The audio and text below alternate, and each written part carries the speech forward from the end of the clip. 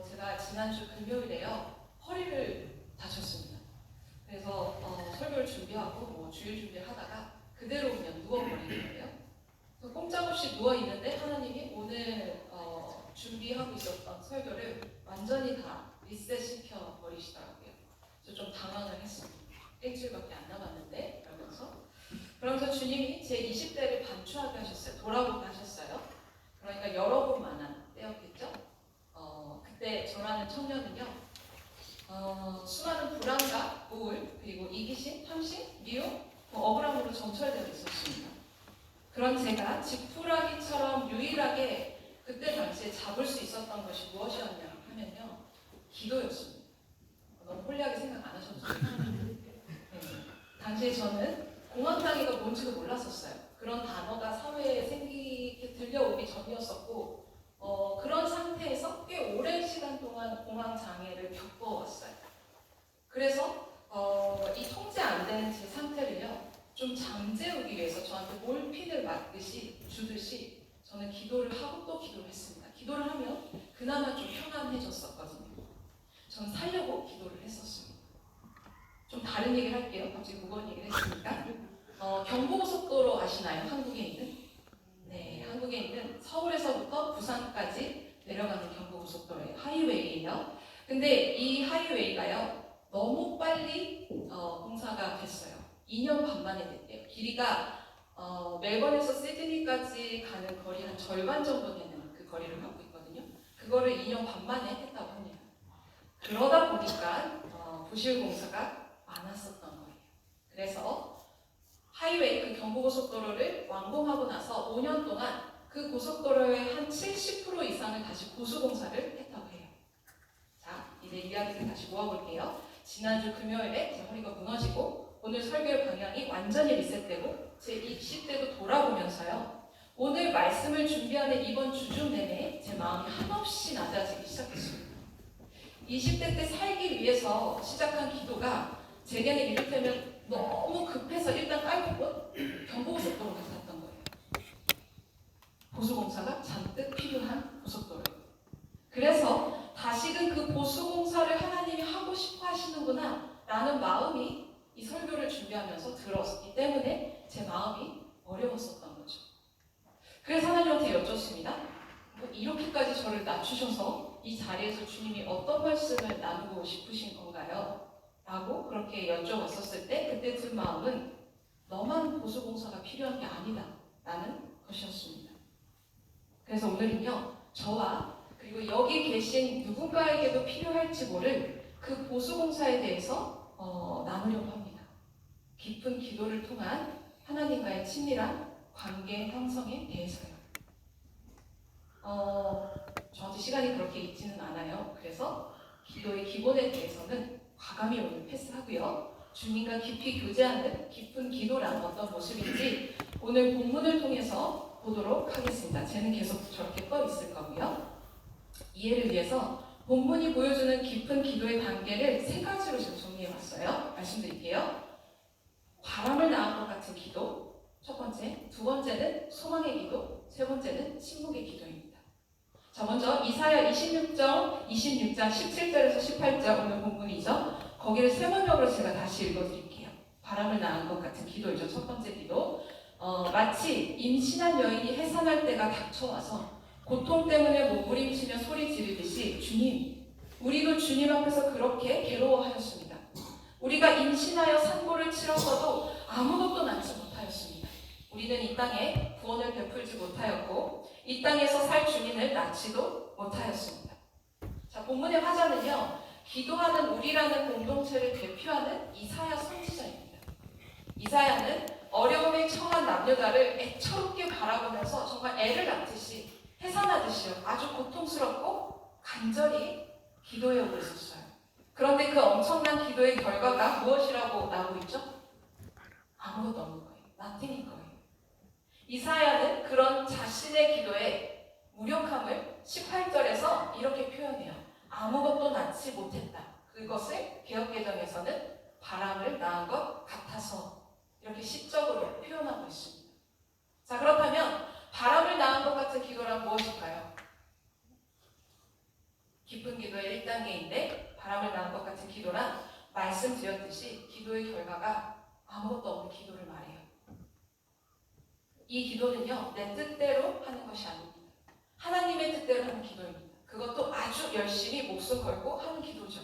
그런데 응답이 없는 거예요. 자, 여러분, 기도는 모두가 할 수 있는 거죠. 그러나 바람을 낳는 것 같은 이 기도를 하는 것은 쉽지 않습니다. 기도에 응답이 없으니까 대부분 실망하거나 아니면 화내거나 도망갑니다. 그런데 적어도 여기 계신 우리만큼은, 여러분들만큼은요, 그 바람을 낳은 것 같은 응답 없는 기도에서 서 있는 법을 배우셔야 합니다. 저는 그렇게 오늘 믿습니다. 아멘이십니까? 네. 아멘 소리가 아주 좋네요. 죄송하지만 어느 정도 것만 기도하고요. 응답을 못 받은 나의 기도는 본문에서 말하는 바람을 낳은 것 같은 기도에 해당되지 않아요. 또한 아무리 은혜를 받고 아무리 기도해도 해결이 안 되는 나의 현실이 있어. 이런 냉소적인 결론을 내리는 나의 기도도 바람을 낳은 것 같은 기도에 해당되지 않습니다. 혹시 나의 기도가 이런 모습에 머물러 있으신가요? 먼저는 위로를 드립니다.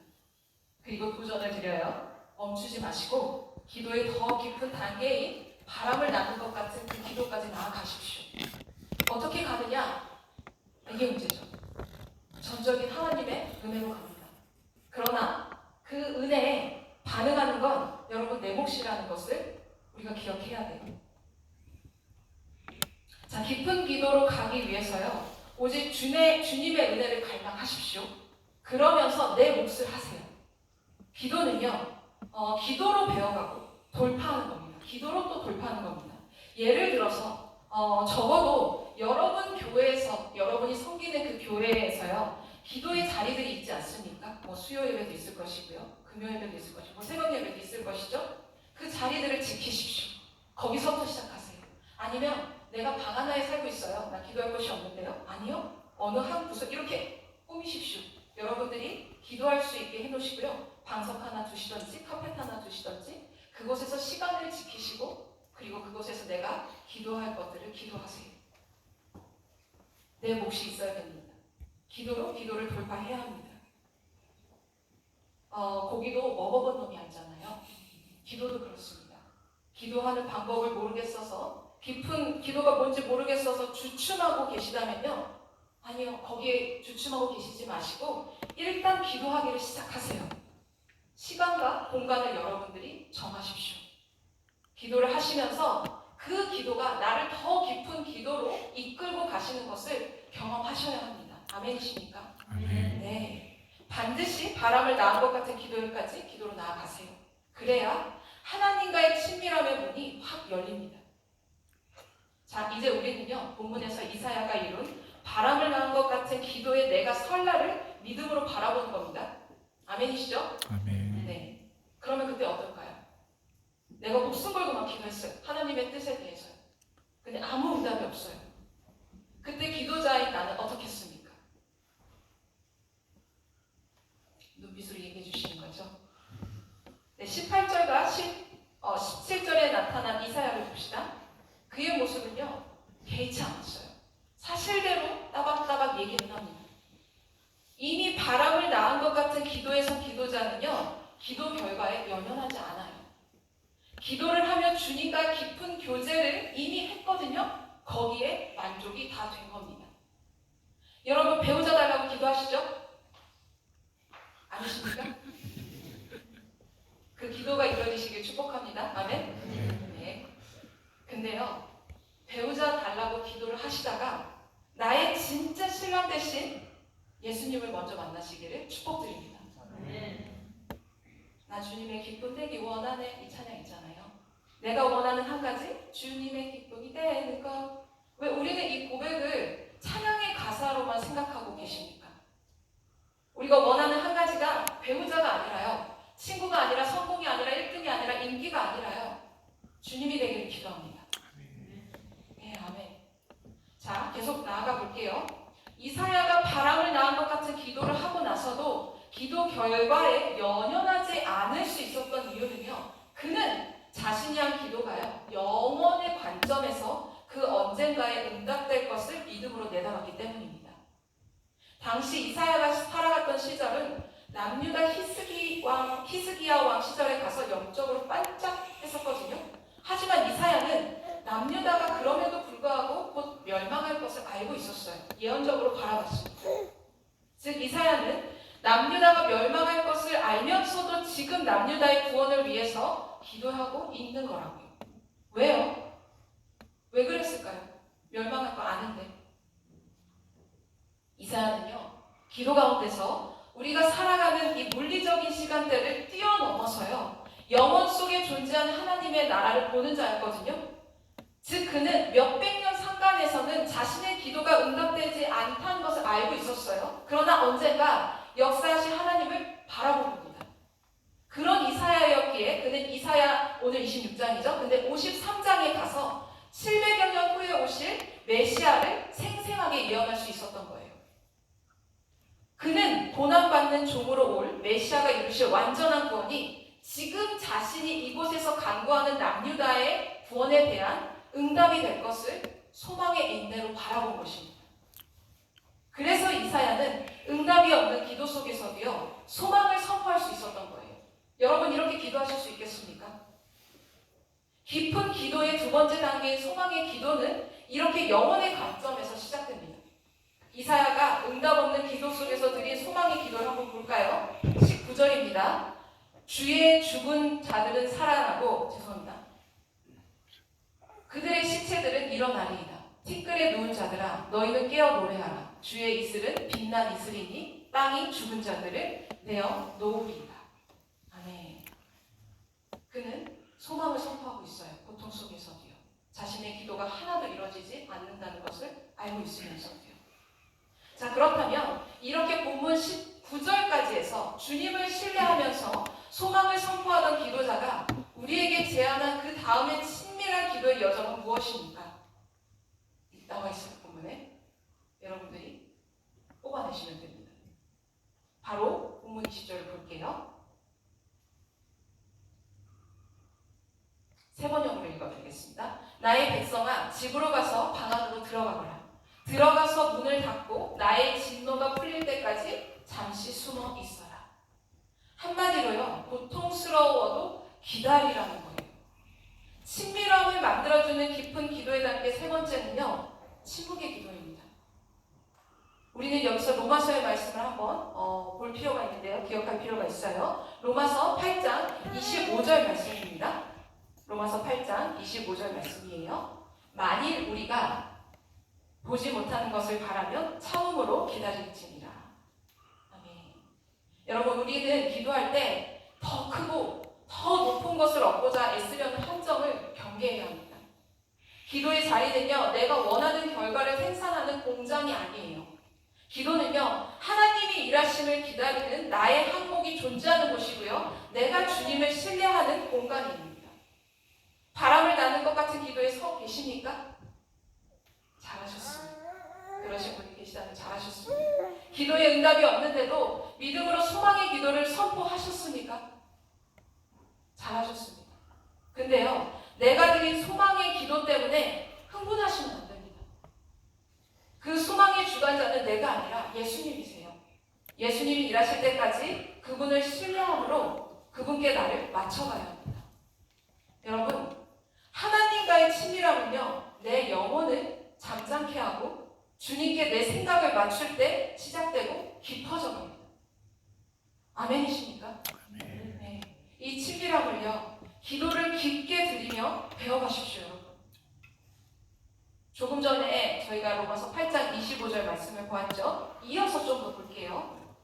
로마서 8장 26절입니다. 이와 같이 성령도 우리의 연약함을 도우시나니 우리는 마땅히 기도할 바를 알지 못하나 오직 성령이 말할 수 없는 탄식으로 우리를 위하여 친히 간구하시느니라. 우리가 침묵 속에서 인내하고 있을 때요, 아이러닉하게도 내 기도가 끝나고 진짜 성령의 기도가 내 안에서 시작됩니다.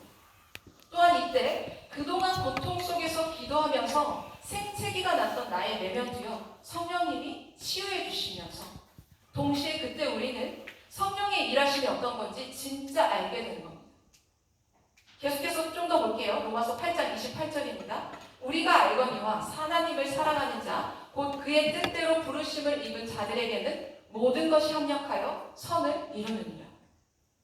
우리가 침묵 속에서 인내하고 있을 때요, 그것으로 침묵으로 기도하고 있을 때요, 설령 보수공사가 70% 이상 필요한 그런 자일지라도요, 우리가 여전히 기도할지라도 그렇게 성령님이 모든 것을 합력하여 선을 이루시는 것을 목도하게 될 것입니다. 깊은 기도의 3단계인 고통 속에서의 침묵과 기다림 동안 우리는 기도를 통해서요, 이 로마서 8장 25절에서부터 28절이 성취되는 것을요, 경험하게 될 것이에요. 여러분, 이 시대는 불안정해요. 불안과 우울과 슬픔과 분노와 이 모든 것들에 노출이 되지 않고서는 우리 세대는, 특히 여러분 세대는 살아갈 수가 없을 겁니다. 아니다. 예수를 믿으면서도요, 근원 모를 불안과 때때마다 싸우고 계시다는 거 알고 있습니다. 병원도 가시고 상담도 받으시고 약도 드세요. 근데요, 반드시 기억하십시오. 궁극적인 해결책은요, 주님과의 깊은 친밀함을 회복하는 것에 있습니다. 그 친밀함은요, 기도가 없이는 그리고 불가능하고요. 저는 그렇게 믿어요. 하나님이 오늘 설교를 준비하게 하시면서 제 허리를 치시면서까지 저의 20대를 복귀하게 하시고 기도에 대해 오늘 이렇게 선포하게 하신 까닭은요, 제가 믿기로 언제 깨질지 모를 유리 같았던 저를 오직 기도를 통해서 당신과의 친밀한 관계로 부르셔서 살리셨음을 하나님이 오늘 여러분에게 저를 통해서 증거하고 싶으신 것 같아요.